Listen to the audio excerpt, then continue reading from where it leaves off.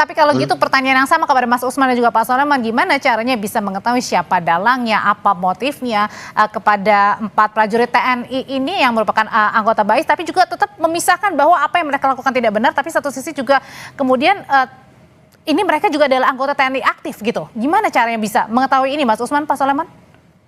Presiden memberi jaminan penuh kepada Kapolri untuk melanjutkan proses penyelidikan dan penyidikan ini selanjutnya. Yang kedua, Mabes TNI menyerahkan semua para pelaku itu kepada pihak kepolisian untuk kemudian disidik lebih jauh, untuk ditelusuri lebih jauh siapa yang memberi perintah, siapa yang memberi inisiatif atas peristiwa ini.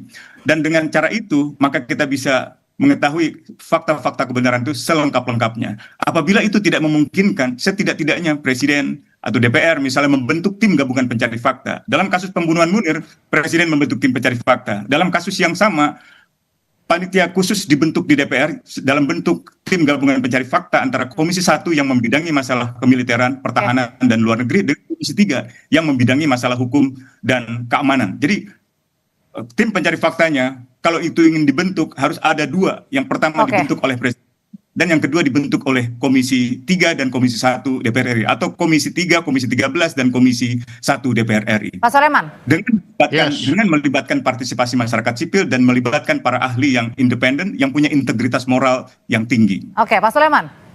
Ya betul. Jadi itu yang saya bilang tadi, yang paling dekat itu bentuklah tim koneksitas. Berdasar dari tim koneksitas ini baru dia bisa bekerja kemana-mana. Kalau hanya POM kan sendirian. Padahal datanya ada di polisi. Tapi kalau sudah dibentuk tim koneksitas, dua-dua bisa berjalan bersamaan. Sehingga akan ada cross check.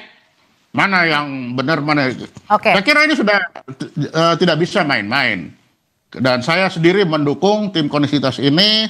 Saya juga tentunya ingin tahu betul ini satuan yang pernah saya pimpin ini jangan sampai tercoreng kalau ada orang-orang yang main-main memanfaatkan orang-orang ini, begitu. Dan yang pasti adalah jangan hanya berhenti kepada eksekutornya ya, siapa yang memerintahkan, siapa yang terlibat. Siapa yang memerintahkan, betul. Baik, terima kasih. Pak Usman juga bisa masuk di koneksitas, Pak.